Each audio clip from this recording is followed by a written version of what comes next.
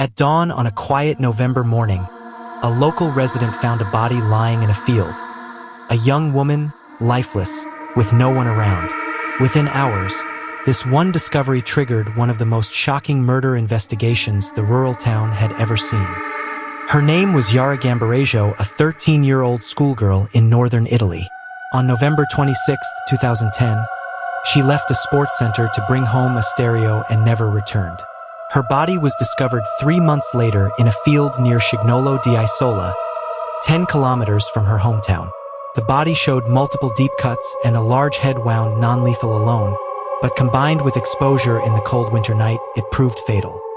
Investigators were confronted with a brutal puzzle. 11 different DNA traces were found on her clothing.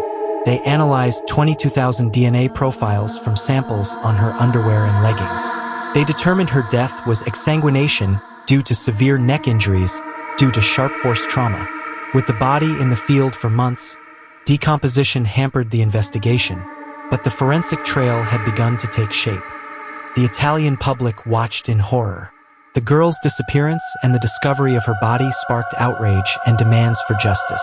Police turned the investigation into one of the largest DNA sweeps in Italian history. Investigators traced family trees, collected samples, and mapped weak leads across regions. Every clue mattered, from tire tracks near the field to surveillance footage at the sports center. In June 2014, police made the arrest of Massimo Bassetti, a local construction worker, following the DNA evidence. He pleaded not guilty, claiming his DNA was contaminated or fabricated. But in July 2016, the court convicted him and sentenced him to life imprisonment. Despite appeal challenges, in October 2018, the Court of Cassation confirmed the life sentence. The motive? Investigators never conclusively proved a specific reason, and Bassetti claimed innocence to the end. But the volume of circumstantial and forensic evidence persuaded the jury.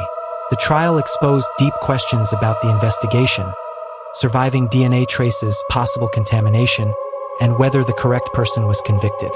Even years later, questions remain. 11 unidentified DNA profiles remain on the case file.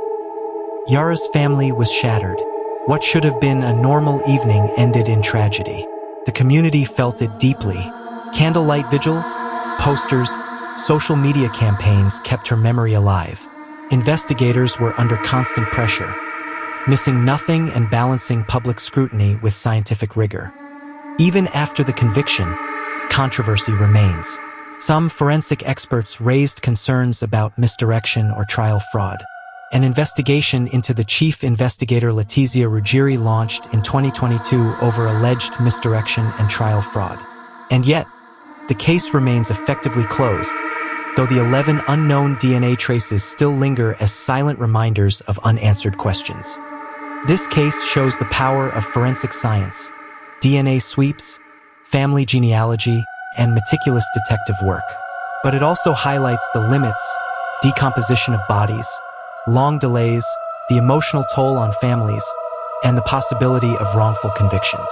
Investigators had to piece together tiny fragments of evidence, follow thousands of leads, and withstand media pressure. In the years since, the Yara Gambarejo case has become a benchmark for forensic crime solving in Italy. It inspired changes in how DNA databases are used, how missing person investigations are handled, and how cold cases can be reopened. But for every victory, there remains a trace of doubt. For the victim, for the family, for justice. Yara Gambarejo, November 26, 2010. Never forgotten. Thank you for watching. If you found this story compelling, hit like, subscribe, and turn on notifications for more real crime investigations. And remember, every case has more than one side to the story.